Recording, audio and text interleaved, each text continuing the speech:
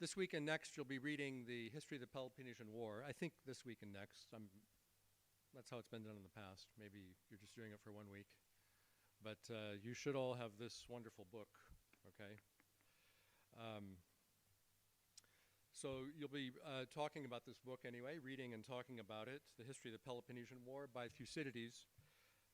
This is an important book for understanding the ancient Greek world, and perhaps more importantly for the purposes of this class, it's important because it provides insight into how we understand the world we live in and the standards, the human condition, the standards we hold as ideals. And so it has a lot to say about the ancient Greek world, but also about our own world at the level of the individual and at the level of politics. Now, of course, all the books that you read in this class address those types of issues, right? But with Thucydides, this book, I think, shows how the ancient Greek world is changing or changed. And so we can start to see that people are looking at the world in a different way. Thucydides sees the world quite differently from the way Homer saw it. So as you read the text, think about comparing the previous readings to this one and what they tell you about the world.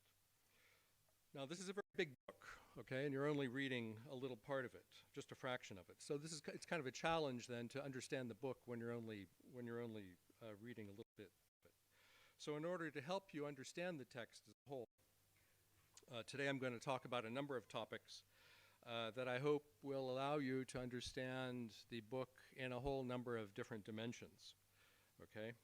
So we'll start by looking at Thucydides and his background, then we'll consider his method, his historical method and his principles, and then we'll dissect the book, we'll kind of dismantle it and look at it in different ways, in terms of arguments, in terms of his subject matter, and more importantly, in terms of his themes, okay?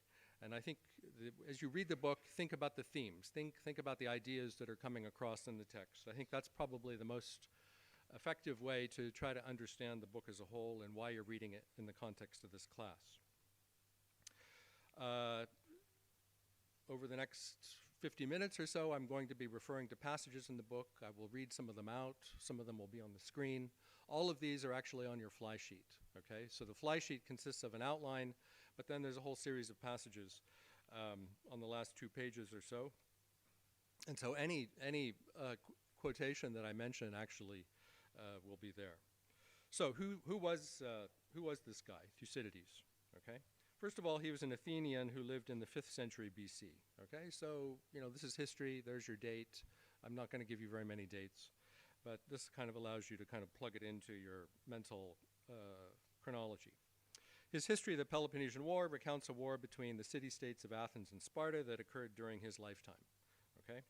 So on one level, the purpose of the history was to explain what happened. So people want to know what happened, you know, who won, who lost, all that kind of stuff, can sort that out. But I think the more important thing to think about now is that historians more often look at the past to uncover something of a kind of deeper reality. So historians are looking at forces and circumstances that shape particular events, okay? So the question is, what is Thucydides telling us in this history? He states very boldly, my work is not a piece of writing designed to meet the tastes of an immediate public, but was done to last forever. Okay, now this is a really tremendous claim. How can an account of a war that occurred 2,500 years ago possibly have any relevance for us today, much less relevance for people forever, okay? So that's a question you need to be able to answer, I think. Most of what we know about Thucydides comes from his book, and it's not very much, okay? So he refers to himself in the first line. He says, Thucydides, the Athenian, wrote the history of the war between Athens and Sparta. He's referring to himself as the author. You know, books at this time have no title pages, so you can't see who the author of the book is. So here he is referring to himself, okay? As I said, he lived in Athens in the 5th century BC. He was not an ordinary Athenian. He was wealthy. His family owned gold mines in Thrace, in northern Greece. So here's Athens and Sparta. Thrace is up in the north. He tells us that during the war he served as a general in the Athenian army. He was only 35 years old at the time, which is not very old, certainly not for me anyway. He also mentions that when he was a general, he was ordered to defend the city of Amphipolis in Thrace in northern Greece. The city was valuable for its location. It had a kind of strategic location, and of course, remember the gold mines that his family owned.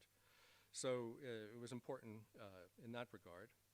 But the reason why I bring it up is because Thucydides' military expedition failed to arrive in time to defend the city against the Spartans, the Athenians' opponents, and consequently the Athenian assembly punished Thucydides. So he was dismissed from his command and sentenced to exile from Athens until the end of the war.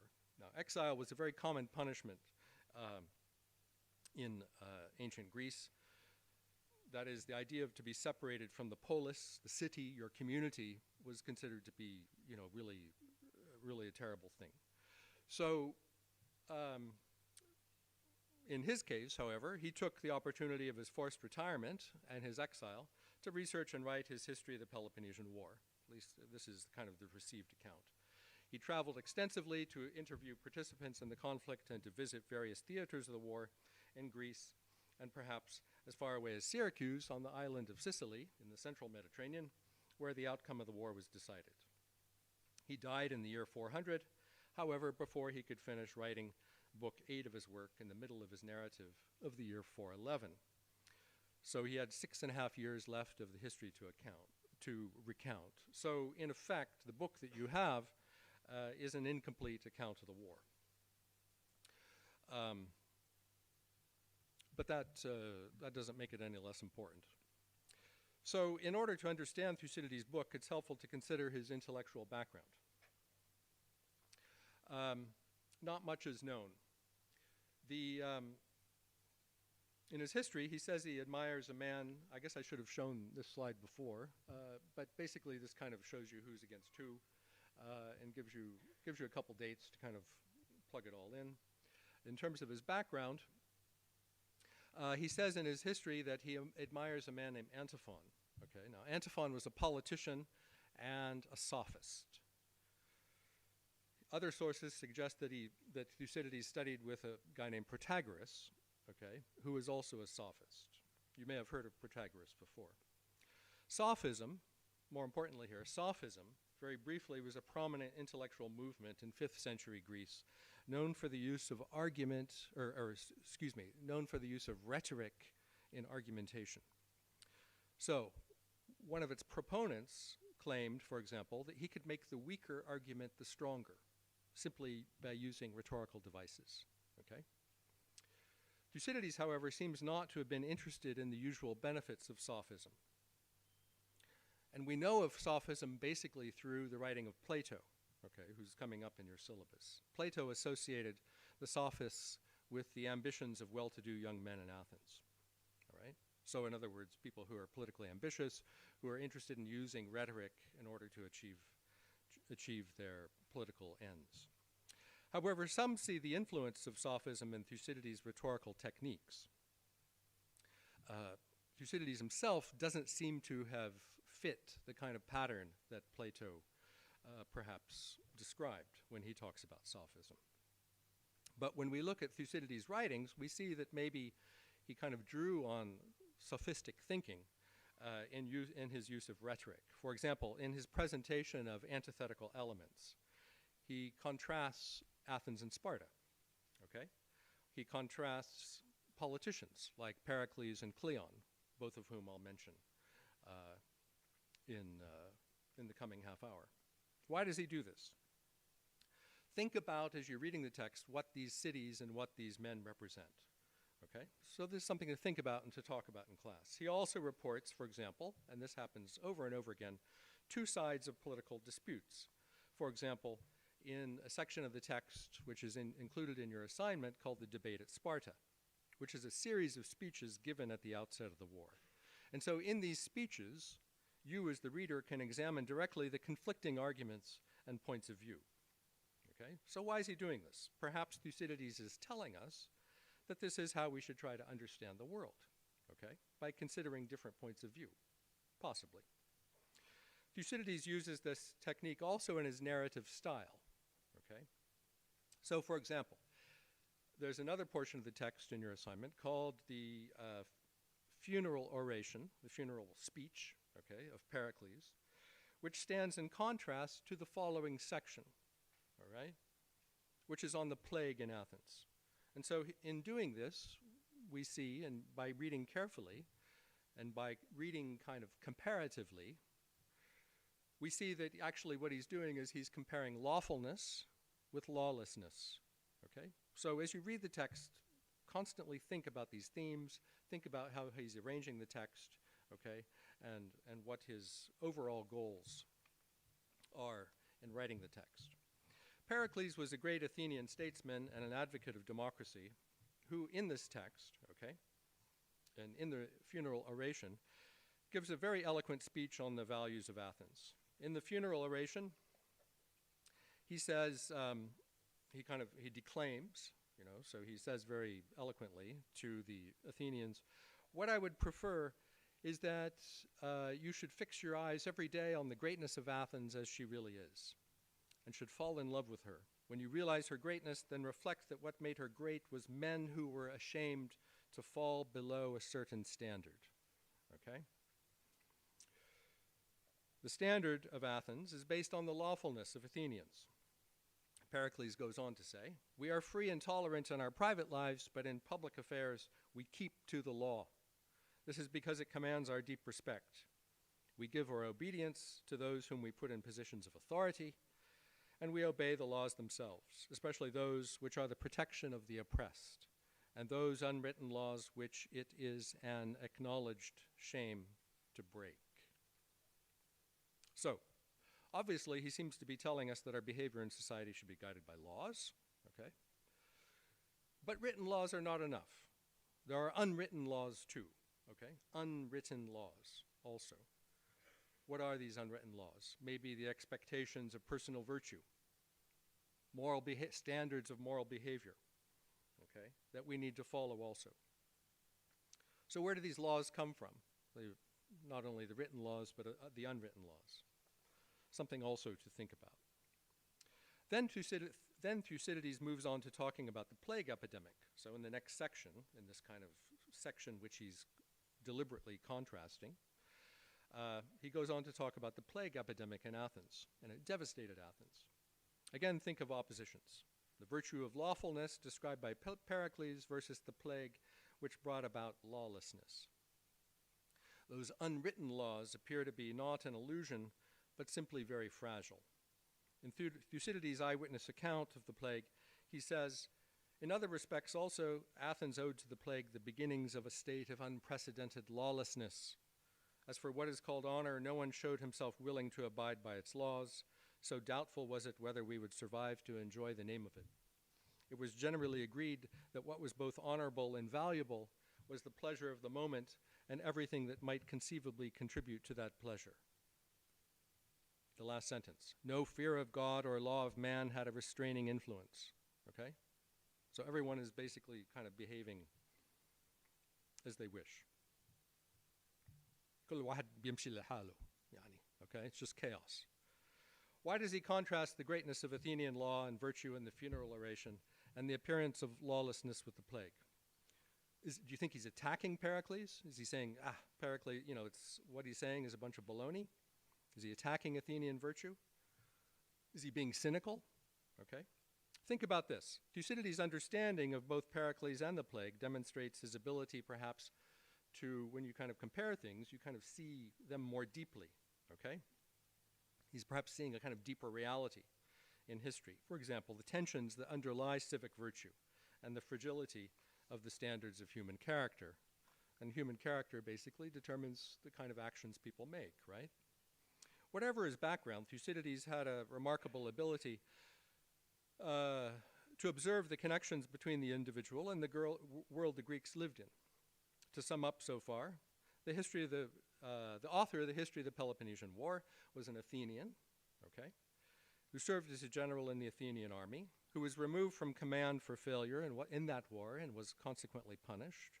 And then he wrote a history of the war that he fought in, okay? In other words, you might expect him to write a grossly biased history, one that favors one side over the other. As you read the text, think about, is he being biased in any way? Or how are his biases coming through? Moreover, he claims that his history will be of relevance for all time. So if his method of history might be matched, and we'll talk about his method next, his confidence would certainly be very, very difficult to beat, I think.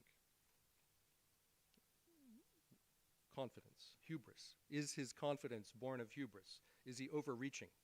Okay. For Thucydides, history meant inquiry, okay?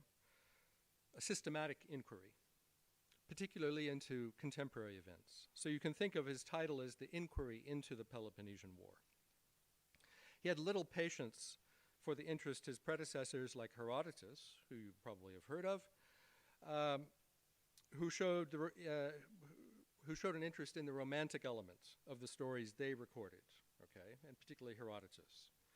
His criticism of Herodotus and others is indirect, but is certainly clear that he considered the historical method used by Herodotus and others to be entirely inadequate. So, for example, he remarks the rest of the Hellenes, too, make many incorrect assumptions not only about the dimly remembered past, but also about contemporary history. Most people, in fact, will not take trouble in finding out the truth, but are much more inclined to accept the first story they hear. Of course, this is something that we can apply in our own lives, right? Think about the things we hear that we're kind of inclined to accept just because someone we like mentioned them, okay? So you accept someone's statement on the basis of friendship or familiarity rather than anything else. What does familiarity have to do with accuracy, okay? Thucydides concerned himself only with contemporary events, and his approach to doing history rested on the conviction that little can be known of the distant past, okay? However, I would argue that actually his historical method, his principles, and his ability to distinguish what's significant from what's not so significant proves for us today that much can be learned from any past, no matter how distant, okay?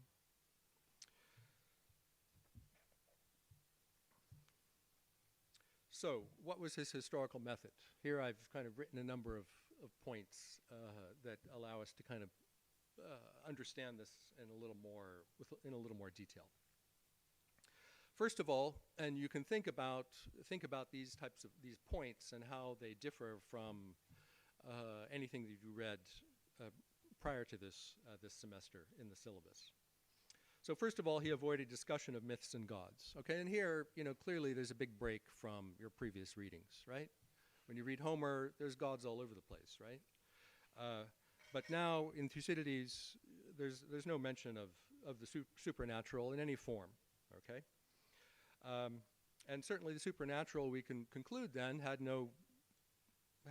played no major role in his thinking, or in his analysis of human affairs anyway.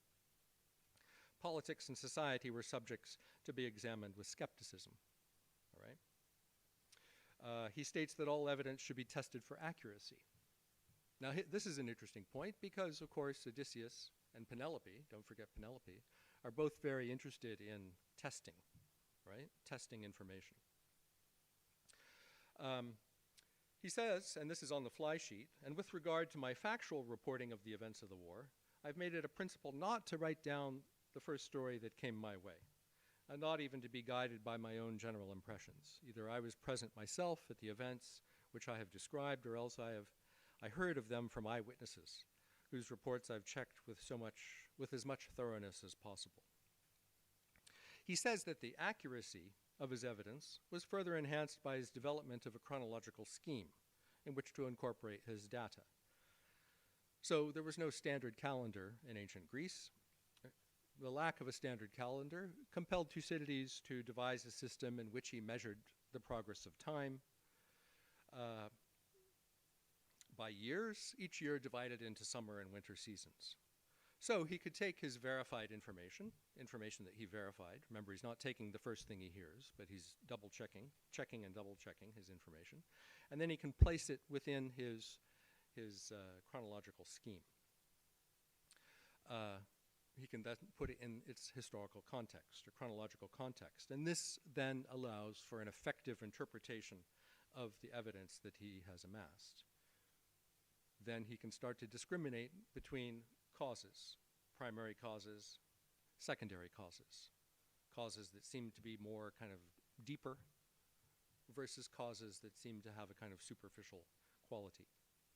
Oftentimes, political and military events have a kind of superficial quality, as if they were problems reflecting a kind of deeper reality. And some people have likened this to, you know, a physician who looks at a patient and looks for symptoms. So you don't just take the, you look for the cause of those symptoms, right? You're not just treating what's on the surface, but rather what's deeper within the body. Much has been made of Thucydides' method, but remember that his method was also tempered by his particular views, okay? When Thucydides refers to reasonable accuracy and truest causes, we're reminded that we are reading his interpretation of the war just as we read his interpretation of the speeches that he reports to us in such detail. And of his use of speeches, he says, another quotation on the fly sheet, "I found it difficult to remember the precise words used in the speeches which I listened to myself, and my various informants have experienced the same difficulty." Obviously, he can't record people's speeches, can't write quickly enough to write everything down.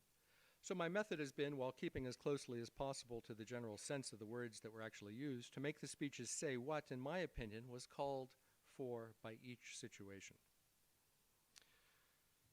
So these speeches are being kind of reinterpreted by him, you know, as he's thinking about what the orator was actually saying. The historian Herodotus recreated the atmosphere of the past. Herodotus is the historian, of course, I mentioned, who Thucydides criticized, at least not by name, but implicitly. For Thucydides, recreating the atmosphere of the past was not enough. Thucydides' historical method forms a narrative that contains arguments, okay, interpretations, founded on the belief that our knowledge of the past is useful because we can understand it from all sides. We can see the difference between the profound and the superficial. Clearly, his intellectual acuity was sharpened by his sophistic training. But I think more importantly, when you read the text carefully, we get the sense that his historical method was guided by moral convictions. Okay?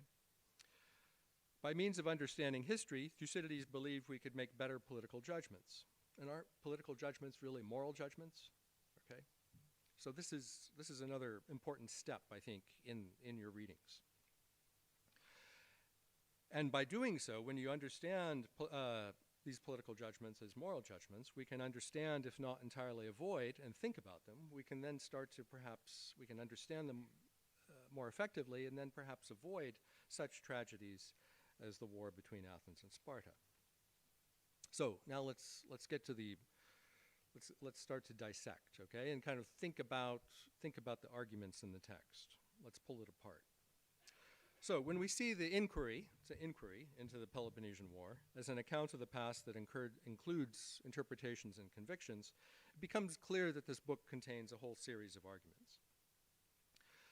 So one might consider it a treatise on historiography. What's historiography? Basically, the method of doing history, okay? He argues, for example, that his evidence is more reliable than, as he says, the evidence of the poets. Who might he be referring to here? Perhaps Homer, right? Who exaggerate the importance of their themes, or of the prose chroniclers. Who might he be referring to here? Perhaps Herodotus, who are less interested in telling the truth than in catching the attention of their public, whose authorities cannot be checked. This method forms the foundation for additional arguments, a historical argument. In the past, the Persian War had been considered the greatest war. And in fact, that's what Herodotus claimed, because part of his book was basically on this conflict with Persia, the Greeks had with Persia. And he had considered it the greatest war. But Thucydides argued that the war between Athens and Sparta was the greatest war of all time, as he expresses it. More worth writing about than any of those which had happened, which had taken place in the past. And he gives reasons for this claim. You know, you may not agree with his reasons, but he gives reasons that need to be taken into account. He says it lasted for such a long time. It lasted for 27 years. He says never before had so many cities been captured and then devastated, whether by foreign armies or by the Hellenic powers themselves. Never had there been so many exiles, never such loss of life, both in the actual warfare and in internal revolutions. The destruction wrought by humanity, okay, so the war has even greater consequences. There's the human destruction, and then there's the destruction that takes place in the natural world. Wide areas, for instance, were affected by violent earthquakes, eclipses, drought, famine, plague. All these calamities fell together upon the Hellenes after the outbreak of the Great War. So his arguments, historiographical, historical, and then what? Maybe political. At another level, Thucydides argues that the power and greatness of Athens was a result of its development of navigation and commerce. The Athenian navy enabled the city to accumulate wealth, and this was the foundation of empire. This has been used by lots of people ever since then, okay? That notion. On the more immediate causes of the war, Thucydides reported the complaints of the two sides against each other and the clash of their respective interests. But those superficial causes obscured the real reason for the war, imperial ambition. Thucydides argues that what made war inevitable was the growth of Athenian power and the fear which this caused in Sparta. His historical argument has even a wider reach. So you could say that this, this political argument has embedded within a kind of psychological one, this feeling that's inducing this fear in the Spartans. His historical argument has even a wider reach, though, so we could speak also of a moral argument. As with many thinkers of his era, his vision rested on the conviction that moral issues and conflicts were an integral element in politics. Okay, this is something I've referred to actually already. Thus, the history of the Peloponnesian War is not strictly a story of the conflict of these two cities, Athens and Sparta. The story runs deeper. It's the story of moral conflict experienced by human character, or the story of the strengths and weaknesses of individuals and societies to understand forces that are usually difficult to comprehend entirely. Okay? Consequently, you have to look at them from all sides, or as many sides as possible. Just as Athenian democracy failed, spoiler alert, to comprehend the implications of imperial ambition. Perhaps for this reason, some have claimed on the basis of ancient readers of Thucydides that history is philosophy teaching by example. I didn't record that in the fly sheet because Thucydides didn't say that, but it does have kind of a nice ring to it. And it's something to kind of think about, whether or not it really applies to Thucydides from your perspective. This wider understanding underlies its entire effort. It will be enough for me, he says, it will be enough for me if these words of mine are judged useful by those who want to understand clearly the events which happened in the past and which human nature being what it is, okay, think about that definition, human nature being what it is, it's kind of a non-definition, will at some time or other and in much the same ways be repeated in the future.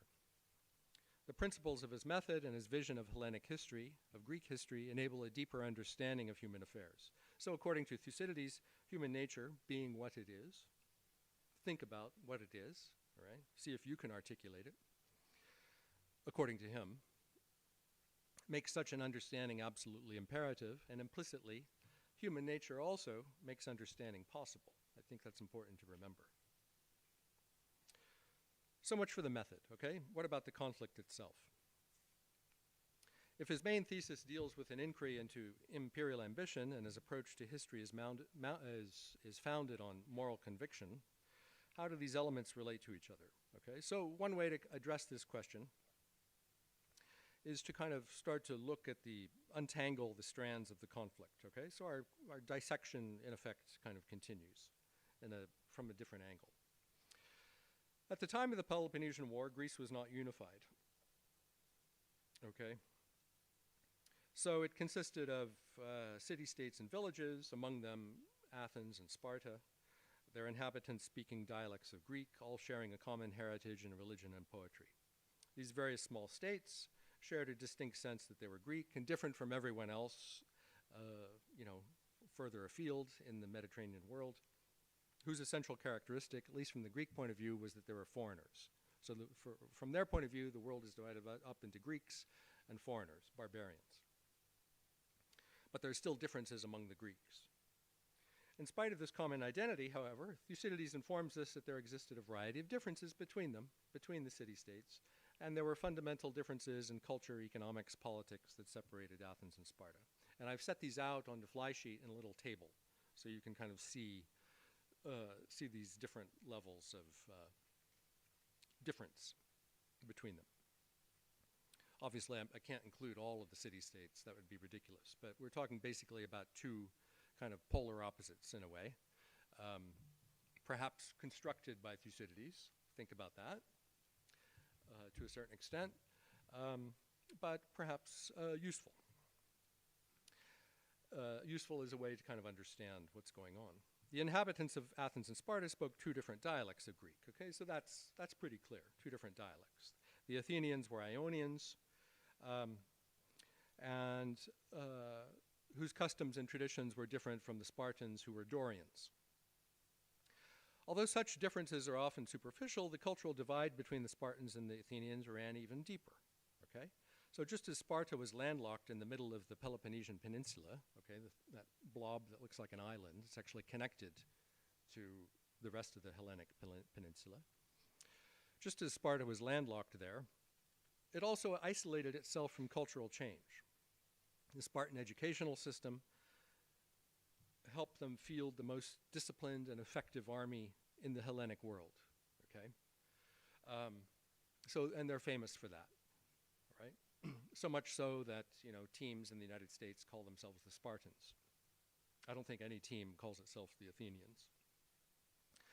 And it also helped them resist these new intellectual attitudes, like the new intellectual attitudes of the sophists or the approaches of people like Sophocles and Plato, who I think are coming up in your syllabus, that are sweeping over 5th century Greece. Athens, on the other hand, was receptive to all sorts of innovation and was open to Greece's intellectual and artistic revolution. The speeches of the debate at Sparta suggest to it that the gulf was so deep between them that the conflict was practically inevitable. So as you're reading that section of the assignment, think about these kind of cultural differences. And of course,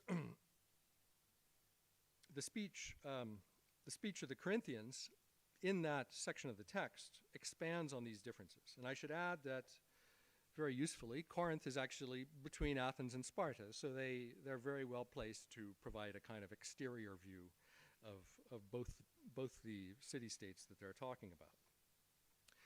And how does this Corinthian orator characterize this? He says, "An Athenian is always an innovator, quick to form a resolution and quick at carrying it out. You Spartans, on the other hand, are good at keeping things as they are. You never originate an idea, and your action tends to stop short of its aim." All right? So he's talking about the character, the kind of cultural character of these two city-states, and he's almost reducing it to a kind of caricature in a way. But the caricature, you know, think about whether the caricature actually reflects something fairly real. The war between Athens and Sparta was as much a conflict of cultures, it would seem, according to Thucydides, as it was a war of politics. And so you can compare the maps in terms of the cultural ties between these two city-states across the Greek world and the political alliances that formed during the Peloponnesian War. Another major difference between Athens and Sparta concerned their economic circumstances. So the Spartans are in the middle of the Peloponnesian Peninsula, and they're self-sufficient in food. So the city is very rich in natural resources, but poor in money. Athens, in contrast, had too little farmland. It's right on the coast, you know. Athens had too little farmland to support its supplies or to supply its needs in food and timber, the timber for ships, of course. Aside from its commercial wealth, it also had mineral resources. Remember the gold mines in northern Greece that I referred to. So it had a steady access to income and it was further enriched by money collected from the members of the alliance it led. It was this wealth, think about this, it was this wealth that enabled Athens to build the Parthenon and other monumental buildings that the city is so well known for. And if you go visit Athens, you have to go see these wonderful monuments. Okay?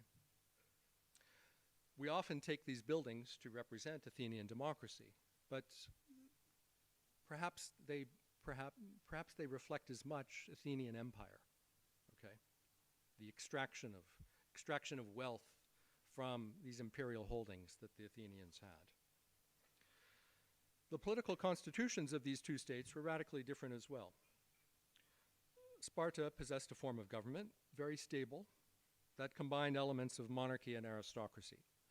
Sparta's agricultural domain was worked by a conquered people called the Helots, who outnumbered the Spartans and who are liable to rebel if Sparta showed any signs of weakness. To prevent this from happening, the Spartans relied on their stable government and rigid educational system to build this powerful land-based military, okay, that still is famous for being such a powerful entity. In contrast to the Spartan form of government, the Athenians, of course, after more than a long period, more than a century of political upheaval, they established a democracy. The citizens of Athens, of course, think about this, the citizens do not include women, okay, and there are slaves in the society, so they're not considered citizens also. But the citizens, all the free males, are able to participate equally in public affairs. So that is this definition of democracy. Obviously, we have a different definition now. In the view of Thucydides, who was not a real proponent of radical democracy, okay, even in the ancient Greek context, the proper functioning of Athenian democracy depended on the quality of its leading citizens. And so this is where, when you talk about the quality of an individual, this is where virtue and character enter the picture. So for example, he says of Pericles, because of his position, intelligence, and his known integrity, Pericles could respect the liberty of the people and at the same time hold them in check. Okay? So in what was nominally a democracy, power was really in the hands of the first citizen. So it's kind of a very interesting observation, and even when you think about our democracies and the democracies in the world today, to what extent is power kind of vested in that person who's elected as the leader? Of course, the collective citizenry could vote, and thus the city's policy could change quickly to suit their mood. Because an effective speaker could easily sway the assembly, men who lacked virtue used their influence to manipulate the citizens of Athens. For Thucydides, Cleon was perhaps the most notorious of these demagogues. What's a demagogue? Someone who would exploit popular prejudices or passion for his own political gain. As Thucydides says, for the violence of his character, in order to achieve influence over the citizens of Athens. All right? So obviously when you think about the world's political leaders today, you may think of people who fit this definition. It was the powerful influence of demagogues like Cleon that made the political life of a democracy like Athens so precarious. Thucydides' opposition of men like Pericles and Cleon, men of virtue versus men without virtue, gives, at least from Thucydides' point of view, gives us a hint that he was arguing that goodness or virtue may have been the real victim of the war. So these various cultural, economic, political features of these two city-states shaped their imperial policies. While Sparta oppressed a subject population at home, the various states within the Peloponnesian League could act with considerable independence. So the Peloponnesian League is the league that Sparta was in charge of. So their allies within the league actually have a certain amount of freedom of movement relative to the Spartans as leaders. The league's political and military decisions tended to be slow, as you would expect, okay? So it's not a very kind of top-down system, it's more kind of horizontal. So their decisions tended to be slow, and this is, of course, is reflected in the Corinthians' point of view in the debate at Sparta, since the member states of the league required time to consult and to kind of convince each other of a particular decision. Athens, in contrast, which is in charge of its alliance, called the Delian League, was ruthless and quick to lord over its so-called allies, okay, because it's kind of pushing them around, to the extent that Athenian democracy counted for nothing beyond its walls. Okay, so there's a kind of Athenian democracy at home, but in their interactions with other city-states, they're not being very democratic. Athenian imperial ambition grew out of its powerful political position at the end of the preceding war with Persia, that is, the war that Herodotus wrote about. The growth of Athenian power, Thucydides argued, to kind of repeat what I said before, endangered Sparta's political security. Athenian imperial ambitions upset the balance of power between the two city-states. The pressures built to such a degree that diplomatic maneuvering against weaker neutral states triggered the armed conflict between the two powers. So what we see here is that in an imperial world, the political neutrality of cities such as Milos, you can visit Milos, okay, which is described in another portion of your text, could be as fragile as Athenian democracy and could lead to their destruction. Okay. So you may have heard people say, if you're not with us, you're against us. Okay, no being neutral. That's what this kind of imperial mindset brings up, that type of situation. No sitting on the fence. In this respect, Thucydides was realistic in his depiction, but this recognition, I think, should not obscure his ideals. So you have to kind of dig, I think, further into the text to see, to look for his values. So how can we penetrate this mass of arguments and historical data? I've included on the fly sheet the 3 phases of the war, but since this is not a history class, there's no point in kind of giving you too much information about that. The historical details shouldn't obscure, I think, the really important aspects of the book, which have to do with the book's themes, okay? So think about the themes that I've mentioned so far. Empire, ambition, political ambition, justice, noble purpose, virtue, human character, understanding as thoroughly as possible, okay? We know that this is the story of a war between Athens and Sparta, but what was at the center of the conflict, okay? What was lost or gained? As much as you can tell from what Thucydides wrote. I should point out that Thucydides mourns the general deterioration of character throughout the Greek world, what he calls the simple way of looking at things. What does he mean by this, do you think? Okay, I mean, deterioration of character is one thing, but the simple way of looking at things. What could that mean? Perhaps that political ambition distorts the way people see things, or distorts the way people are. Political ambition leads to kind of moral collapse or something. Let's look at examples from the book that reveal some of these themes. Within 3 years of the start of the conflict, Athens' allies rebelled, as Mytilene did. Okay, another wonderful Greek island that you can go visit where dreadful things happened. And actually, dreadful things are still happening in a very different way, unfortunately. So anyway, Athens has this alliance. Mytilene rebels.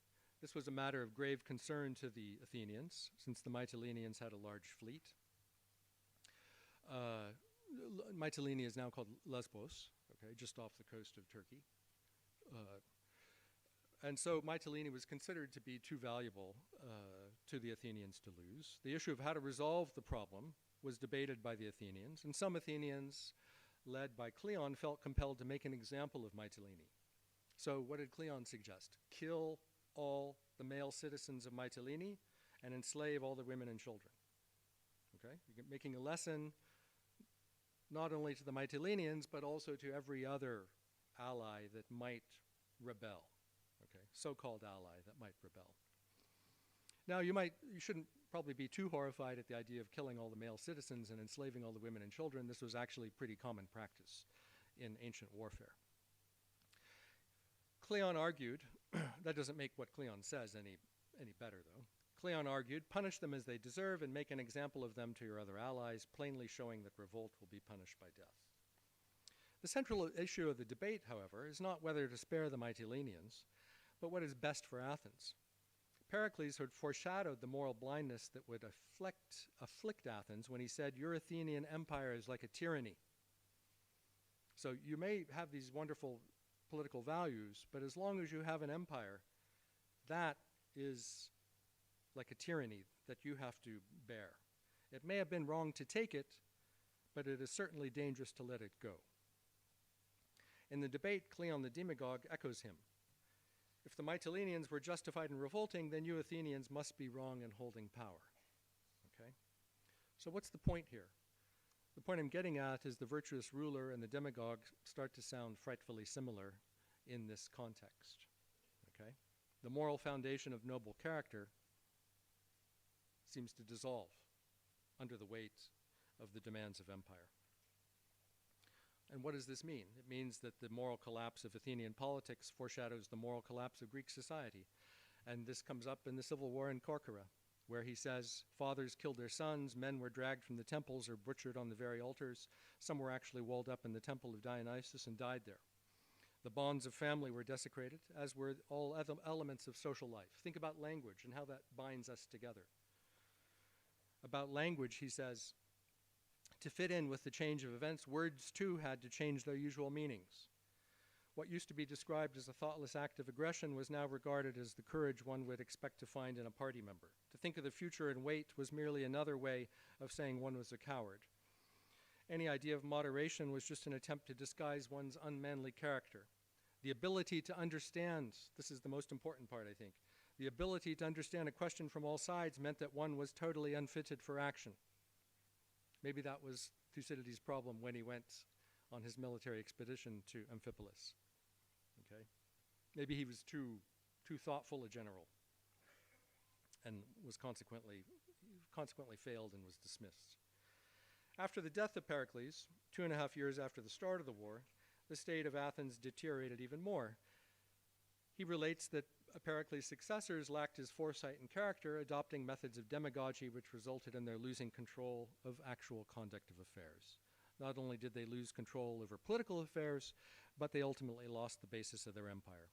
Private ambition and private profit led to policies which were bad both for the Athenians themselves and for their allies.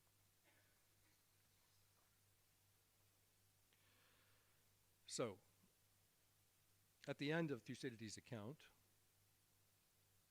we see a general named Alcibiades leading the Athenian navy off to Syracuse in the island of Sicily. What about foresight and character here?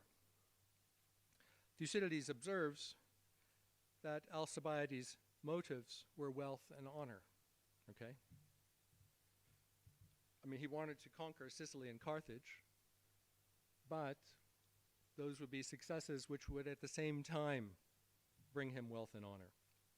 What were the consequences of his leadership, driven as it was by personal ambition for glory? Well, the answer is simple. The Athenians were led to their destruction. No Hellenic army had ever suffered such a reverse. They'd come to enslave others, and now they were going away frightened of being enslaved themselves. So with the loss of virtue and character, it is too easy to adopt the principle that might makes right. Alcibiades and Athens failed to see the situation from all sides.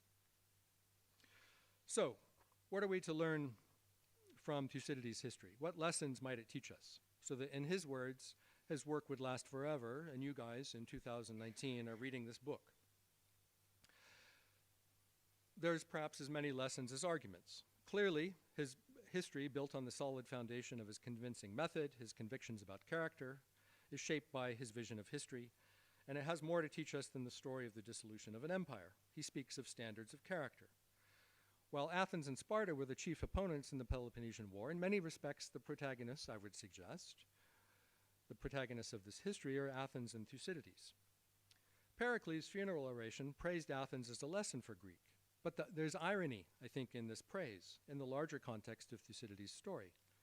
Athens was a lesson for us, but not in an admirable way only, but also think about what lesson Athens almost taught at Mytilene and did teach at Milos, and what her army demonstrated outside of Syracuse. Don't follow the lesson of Athens. Don't follow the example of Athens. Human nature being what it is, and the fragile role of the human character in human affairs makes the lesson of political ambition one that will be relevant forever. As for Thucydides, with his ability to understand a question from all sides and his very sharp eye for pretense, he's distinguishing the profound from the shallow, he penetrates the surface of his era's moral system. He exposes the fragility of human values.